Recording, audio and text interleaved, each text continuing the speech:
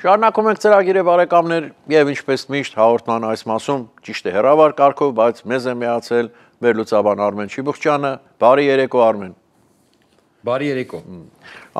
Շտայնմայերը Գերմանիայի նախագահն Արմեն Հայաստանից մեկնեց Ադրբեջան եւ կարծեմ մի քանի հայտարարություն արեց, որ կարելի է ասել ոչ այս կողմ, ոչ այն կողմ։ Ինչ կասես այս ամենի մասին։ Դե այո, Ալիևիդ հանդիպել է, սկսենք երևի Շտայնմայերից, հետո անցնենք Ալիևի հայտարարություններին։ Շտայնմայերը գիտեք Արցախի դրոշի հետ կապված պատմությունը։ Մենք գիտենք, որ Շտայնմայերը լուրջ դիվանագետ է, ինքը պատահական մարդ չէ, այսինքն տարբեր պաշտոններ է զբաղեցրել Գերմանիայում, այդ թվում արտաքին գործերի նախարար է եղել։ Եվ ինքը համարվում է բավականին լուրջ դիվանագետ։ Եվ ինքը Արցախի դրոշն է դրել եւ գրառում կատարել, որ այսինքն խոսել կոնֆլիկտի մասին, հայ-ադրբեջանական, բացատրել, որ դա իրավաբանորեն Ադրբեջանի տարածքն է, բայց այնտեղ հայեր են ապրել, մեծամասամբ, բացարձակ մեծամասնությամբ հայեր են ապրել, որից հետո դիվանագիտական սկանդալ ծագեց, գիտեք, անգամ Ադրբեջանում կանչեցին Գերմանիայի դեսպանին, որից հետո այնտեղ ոչ թե Շտայնմայերը, այլ իր, եթե չեմ սխալվում, ադմինիստրացիայի մի պաշտոնյա, թե ղեկավարն էր, թե մի պաշտոնյա ներողություն է խնդրում այդ գրառման համար, ասում որ դա թյուրիմացություն է, պատահականություն է։ Խոսքը դրոշակի մասին էր, եթե չեմ սխալվում, չէ՞։ Արցախի դրոշակի։ Այո։ Եվ դրա գրառումն ու դրոշը հեռացվում են, եւ այդ ամենը տեղի է ունենում Շտայնմայերի Հայաստան այցի ժամանակ, այսինքն նույն ընթացքում ինչ որ Գյումրու ընտրություններն էին, եթե նկատենք։ Հիմա ինչա տեղի ունենում։ Ուրեմն Շտայնմայերը գնում է Ադրբեջան, այնտեղ հայտարարում է, որ մենք միշտ էլ կարծել ենք, որ Ղարաբաղը Ադրբեջանի տարածք է։ Բայց ինքը չի հակասում ըստությունից իրեն, այսինքն ինքը ասում է գրառման մի մասը իր։ Գրառման մյուս մասով այնտեղ ընդ որում այնտեղ խոսում է, որ կաթողիկոսը ինչ որ խնդրել է Շտայնմայերին, որպեսզի բարձրացնի Արցախայերի հարցը եւ այլն եւ այլն, բարձրաբար ոչ մի բան չէր բարձրացնելու Շտայնմայերը։ Ես ում հասկանամ, իհարկե դիվանագիտության տեսանկյունից մեծ հաշվով Շտայնմայերը չի հերքել իր ասածը, այսինքն ինքը ասել է, որ դա իրավաբանորեն Ադրբեջանի տարածք է եւ նույնը կրկնել է Բաքվում, ասել է, որ մենք միշտ էլ համարել ենք, որ դա այդպես է։ Այլ հարցը, որ երկրորդ մասը չի ասում, որտեղ ապրել են, որտեղ երբ որ դու ասում ես, որ այնտեղ մեծամասամբ ապրել են հայություն, ուրեմն նշանակում է այդ հայությունը իրավունք ունի վերադառնալու։ Այ հենց այդ պատճառով է, որ Ալիևը սկանդալ սարքեց այս հայտարարությունից։ Եվ ասեց, որ այդպիսի բան չկա, այդպիսի անունով ուրեմն միավոր չկա, հա, եւ այլն։ Հիմա իրավիճակը հետեւյալն է։ Ես ուզում եմ մի կարևոր հանգամանքի վրա ուշադրություն դարձնել։ Այդուամենայնիվ Գերմանիան չպնդեց իր տեսակետը, եւ մենք իհարկե ենթադրում ենք, որ Շտայնմայերը այցը ոչ մի բան չի փոխելու, եւ մենք դա, այսինքն ես մեր նախորդ եթերներում ուրեմն ասացի, որ չեմ կարծում, թե Շտայնմայերը լուրջ ինչ որ բանակցող է կամ այս առումով ինքը Գերմանիայի նախագահ է, որը ըստ էության շատ արարողակարգային պաշտոնյա է, ուզում ենք հասկանանք ինքը ըստ էության պետք է մի բան հասկանալ, ինքը ինչ առաքելությամբ էր եկել, ում կողմից էր լիազորված եկել եւ ինչ էր, բայց այդուամենայնիվ մեծ հաշվով չենք սպասում ոչ մի զարգացում, Ալիևը պնդեց իր տեսակետները, որի մասին կխոսենք, բայց այստեղ մի ուրիշ բան եմ ուզում ասել։ Չէ՞ որ Շտայնմայերը փորձառու դիվանագետ է եւ այդուամենայնիվ ինքը լավ հասկանում էր, որ այդ հայտարարությունը բերելու է սկանդալի, բայց այդ դեպքում եւ գրառումն էլ այնպես է, որ պատահական գրառում չէր, մենք լավ հասկանում ենք, որ այնտեղ ոչ մի սխալ բան չկար, ամեն ինչ ճիշտ նորմալ գրառում էր, Արցախի դրոշն էլ պատահական չէր դրված, բայց այստեղ մի հանգամանք կա։ Գյումրու ընտրությունները ես կարևոր եմ համարում սա շեշտել եւ շեշտել մի քանի անգամ։ Մենք Միացյալ Նահանգներում ենք ապրում եւ կարծում եմ դուք կհաստատեք, որ կոմունիզմ անունը, ընդհանրապես կոմունիստ երևույթը, դուք կհիշեք, երբ որ TikTok-ի ուրեմն CEO-ին էին հարցաքնում կոնգրեսում եւ քանի ձևով իրեն հարցրեցին, ինչ կապ ունես դու Չինաստանի կոմունիստական կուսակցության հետ։ Դա այդ վիդեոն շատ պոպուլյար էր դարձել, հա։ Եվ TikTok-ի CEO-ն ասում էր, որ ես բանեմ Սինգապուրից եմ, ես կապ չունեմ իրանց հետ եւ սկսում էր արդարանալ եւ այդպես շարունակ։ Եվ նաեւ մենք գիտենք, թե որ սկսած քաղաքացիություն ստանալու ժամանակ, երբ որ դու անցնում ես այդ քննությունը, քանի ձևով եւ այդ ֆորմի մեջ, քանի ձևով փորձում են ողջել, թե դու ինչ կապ ունես ընդհանրապես կոմունիստական կուսակցության հետ։ Դուք դա կհաստատեք։ Եվ տեսեք ինչ է տեղի ունենում։ Հիմա Գյումրիում հաղթում է երկրորդ քաղաքում կոմունիստական կուսակցությունը։ Ուրեմն ընդհանրապես սա նոնսենս է, այդպիսի անունով, որովհետև սա, չգիտեմ, սա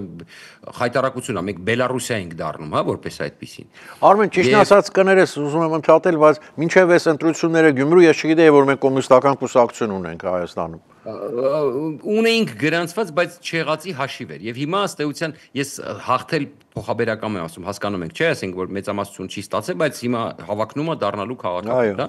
եւ այլն։ Եվ ըստ էության փաստը մնա, որ այսօր Վարդան Ղուկասյանն ամենաշատ շանսն ունի դառնալու քաղաքապետ, այս պայի դրությամբ։ Եվ ես ուզում եմ մի բան հասկանալ, տեսեք, անկախ ամեն ինչից սա կապ ունի Գերմանիան, որ չպնդեց իր դիրքորոշումը կամ այսպես շատ հարմարվեց Ալիևին, ես մի բան եմ ուզում ասել, սա անպայման նշանակություն ունենալու է, եւ սա այն մարդկանց, որ այս խաղը խաղացին, հա, եւ ցավոք սրտի Երբ որ Հայաստանի երկրորդ քաղաքում կոմունիստական կուսակցությունը հավակնում է ստանձնել իշխանությունը, սա չի կարող արևմուտքի, արևմտյան երկրների մեզ սատարող, մեր անվտանգությունը այսօր քչից շատից ապահովող, դիտորդներ ուղարկող, քաղաքական ճնշում Ադրբեջանի վրա գործածող, չի կարող ազդեցություն չունենալ։ Ցավոք սրտի եմ սա ասում։ Արմեն, կներես, բայց եթե այդ կուսակցության գոյության մասին մենք գրեթե չգիտեինք, ինչ քաղաքական արժեք կամ ուժ կարող է դա ունենալ, որպեսզի միջազգային հարցերում էլ տարբերություն անի, ես չեմ պատկերացնում ճիշտն ասած։ Շատ մեծ, որովհետև սա Ռուսաստանի կողմից ֆինանսավորվող է, սա վստահաբար Ռուսաստանի կողմից տարածում է դառնալու, սա հասկանում եք, չէ՞, որ սա կարող է դառնալ վարակիչ եւ կարող է մենք հիմա հաջորդ արդեն համապետական ընտրություններին տեսնենք կոմունիստական կուսակցություն։ Եվ շատ ավելի մեծ շանսերով։ Այսինքն սա շատ վատ տենդենս է, շատ վատ տենդենս է եւ վստահաբար երկրորդ քաղաքում, ես սա պատահական չեմ ասում, ես վստահաբար եմ ձեզ ասում, սա ունենալու է ազդեցություն եւ ունենալու է շատ վատ, այսինքն Հայաստանը Եվրոպայի համար, որտեղ մեր չէ որ գյումրեցիներն են այդ ընտրությունը կատարել։ Իրենք պետք է հասկանային ինչի տակ են ստորագրել։ Արմեն, ես չեմ կարծում, որ որևէ գյումրեցի իր ձայնը տվել է, որովհետև Վարդանիկը կոմունիստական կուսակցությունից էր մասնակցում, այլ ուղղակի անձնական որպես իրեն ճանաչելով ինձ թվում է էսա ոչ թե կուսակցության։ Մեր կարծելը ուրիշ է, արևմուտքի հասկանալը ուրիշ է։ Մենք այդ ամեն ինչը ներսից հասկանում ենք, բայց արևմուտքի համար մեկ է, ինքը փաստը է դա, որ կոմունիստական կուսակցությունը Լավ, ուզում ես ասել Արմեն, որ Ռուսաստանը կարող է սա շահագործել եւ ավելի մեծ բաներ, միջոցներ հատկացնել կոմունիստական կուսակցությանը, այն զարգացնելով եւ վաղ անգամ ընտրություններին մասնակցելով կուսակցությանը կոմունիստական։ Եկեք այս հատվածը երկրորդ մասում քննարկենք, այսօր թե մեր ժամանակը անցնում ենք, այո։ Լավ, հիմա մեզ մոտ գովազդ կվերադառնանք ու կշարունակենք զրույցը Արմեն Չիբխչյանի հետ։ Բայդուբայ.am, այո, Բայդուբայ.am Դարձեք անշարժ գույքի սեփականատերը Դուբայում Բայդուբայ.am-ի օգնությամբ եւ մենք ապահովենք Արաբական Միացյալ Էմիրությունների ձեր ռեզիդենտության քարտը։ Արաբական Էմիրություններում առանց տոկոսագումարի ձեռք բերեք անշարժ գույք սկսած $140,000-ից, ստանալով մինչև 15% եկամուտ Բայդուբայ.am-ի օգնությամբ։ Մեզ հետ կարող եք կատարել եզակի ներդրումներ Mercedes-Benz, Bugatti, Burj Khalifa եւ Դամակ ճարտարապետական գլուխ գործոցներով հայտնի MR եւ Bingatti-ի հեղինակավոր կառուցապատողներին պատկանող անշարժ գույքի շուկայում։ Կատարեք ձեր ներդրումը ֆինանսական ժամանակակից երկնաքերերի, շքեղ հյուրանոցների, ոսկեփայլ լողափերի եւ ֆինանսական բարձունքներ նվաճելու քաղաքում։ Բայդուբայ.am Շարունակում ենք ծրագիրը եւ զրույցը վերլուծաբան Արմեն Չիբխչյանի հետ։ Արմեն, խոսում ենք այնտեղ թե Գյումրու կոմունիստական կուսակցության հաղթանակը ինչ հետևանքներ կարող է ունենալ Հայաստանի Հանրապետության համար, այսպես ասենք, եւ նրա միջազգային իմիջի համար։ Արտաքին աշխարհի վերաբերմունքի համար, որովհետեւ իրենք տեսնում են դասավորվածությունը եւ իրենք հասկանում են, որ նմանատիպ պատկեր կարող է կրկնվել նաեւ համապետական ընտրություններում։ Իդեպ ձեզ մի հետաքրքիր բան ասեմ։ Ուրեմն ամբողջ քարոզչությունը, որով Վարդանիկը ստացել է այդքան ձայն, Վարդան Ղուկասյանը ստացել է այդքան ձայն, ամբողջ քարոզչությունը հիմնված էր ռուսական պրոպագանդայի վրա։ Ամբողջ քարոզչությունը։ Եվրոպան դա LGBT է։ Այո։ Թուրքիայից սահմանը չի կարելի բացել, որտեղ դա ռուսներին ձեռ չի տալիս, հա, այսինքն նորից փակ այդ բանի մեջ մնալ։ Ամբողջ պրոպագանդան ասես ծերից ծեր, այսինքն ամբողջը վախերի եւ ռուսական քարոզչության վրա։ Ներդրումներ կբերեմ այնտեղ ես ռուսական կոմկուսի ծանոթներ ունեմ եւ այլն։ Մեկ երեք խոսացիք այդ մասին։ Ոչ մի ներդրում չի կարողանալու բերի, որովհետեւ Ռուսաստանը մեկ էլ այսօր գործարան կառուցի Ռուսաստանում։ Այսինքն դուք հասկանում եք, մենք խոսում ենք այսպես, բայց ինչի տակ է ստորագրել ասենք ժողովուրդը։ Այսինքն դուք հասկանում եք, որ 20%-ը համարում է, որ Եվրոպան դա LGBT-ի է, ասենք։ Մենք այստեղ նաև կարևոր է թե ինչ են քարոզում։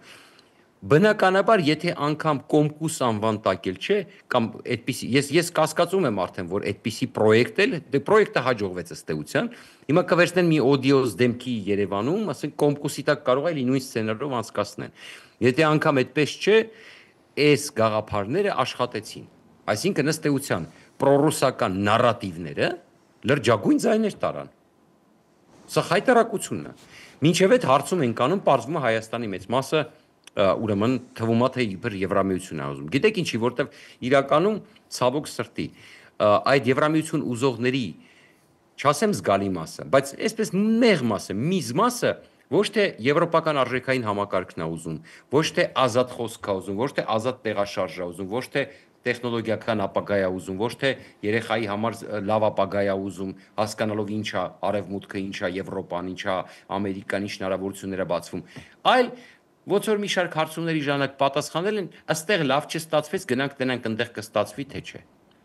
Հասկանում եք, այս տրամաբանության մեջ Եվրոպա չեն գնում։ Դե ես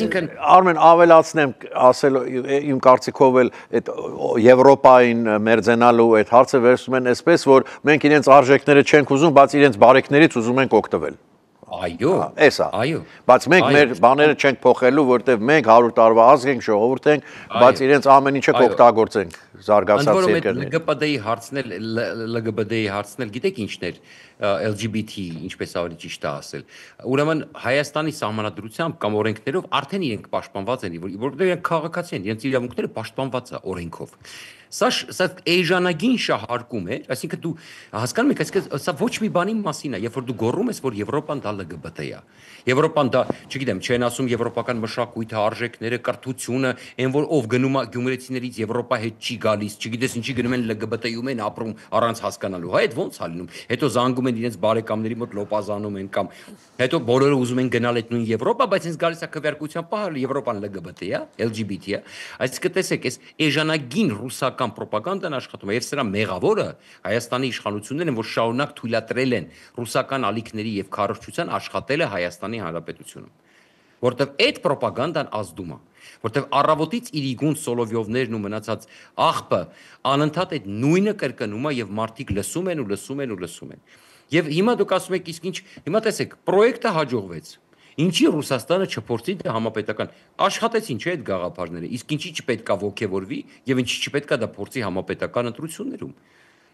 Այսինքն դուք հասկանում եք ինչ լույսի ներքո է ներկայացվում Հայաստանի հասարակության կրթական մակարդակը, ինչ լույսի ներքո է Եվրոպայի առաջին Եվրոպան մտածում ասում ոնց, այս մարդիկ 7 տարի է ժողովրդավարական, կարծես թե հեղափոխություն են արել, որտեվ իրանք չեն հասկանում, որ ժողովուրդը չի դուս եկել ժողովրդավարության համար։ Իրանք մտածում են, որ դե երևի ժողովուրդը ուզեցել է ժողովրդավարություն, դրա համար է բերեն Նիկոլ Փաշինյանին։ Իրանք չեն պատկերացնում, որ ժողովուրդը դուրս էր եկել ուղղակի Սերժ Սարգսյանից ազատվելու համար, մեծ հաշվով, հա։ Եվ հիմա իրանք իրոք հավատում էին, մտածում են, որ Հայաստանը, բայց հիմա իրանք տեսնում են, որ ինչը ես զգուշացնում եի ցավոք սրտի, ժողովրդավարությունից հետդարձ մի քայլ է։ Մի քայլ է։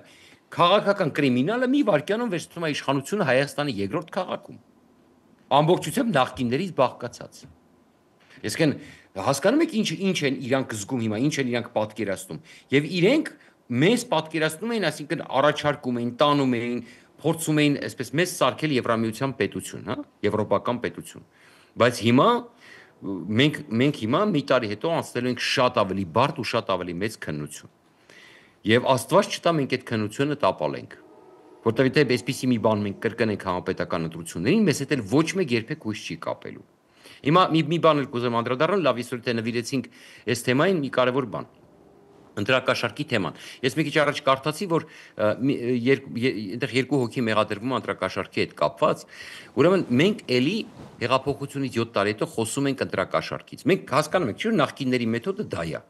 Մենք դա գիտակցում ենք։ Ուրեմն քանի ընտրություն անցավ, 21-ի ընտրություններին են խոսել ընտրակաշարքի մասին, անգամ 18-ի ընտրությունների ժամանակ այդպիսի մանր-մունր փորձեր եղել է, բայց հիմա սա լավ քննություն է։ Եթե որևէ հիմա կապ չունի տարիք, այո, այնտեղ տարիքով մարդիկ կան, հա, բայց գիտեք ինչ, եթե 21-րդ դարում այս տեխնոլոգիաների պարագայում դու ասում ես, որ ընտրակաշարքա մասսայական, նոր իշխանությունները պնդում են, որ ընտրակաշարք է եղել։ Եվ դիտորդներն են ասում, որ այդպիսի բան ա եղել։ Եթե դու չես կարողանում, ուրեմն բացահայտել գոնե մի կտրակաշարք, դեմոնստրատիվ պատժել նստածել, անկախ տարիքից, տարբեր պատժի ձևեր կա, հիմա բաց են թողել երկու հոգու, այդպես բան, մի հատ էլ ուրախացել են, որ նստած չի, կապ չունի, եթե 70 տարեկան կինը չի հասկանում, ուղեղը չի մտնում, որ չի կարելի փող բաժանել, ընտրություններ, քվեն փողով չեն առնում, որ դու տանում ես էլի վաղը մյուս օրը, այելի դառնալու ես 5000 երեխու մահվան պատճառ, այդ թվում եւ քո երեխու։ Եթե քո ուղեղը դա չի հասնում,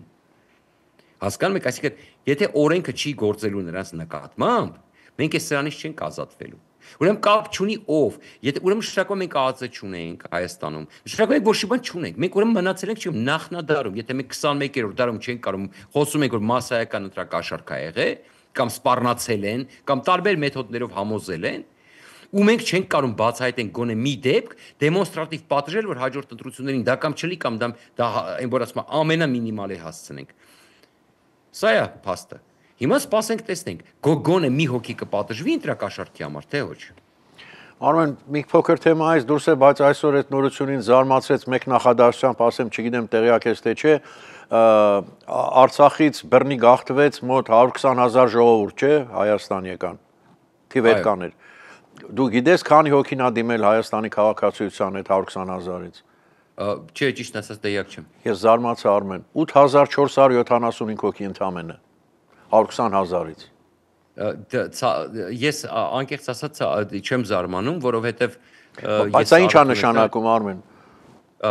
Ես ասեմ, ցավոք սրտի, ես ասեմ հետեւյալը, ես առիթ ունեցա խոսելու մի քանի արցախցիների հետ այստեղ ու մի տխուր պատկերի հանգեցի,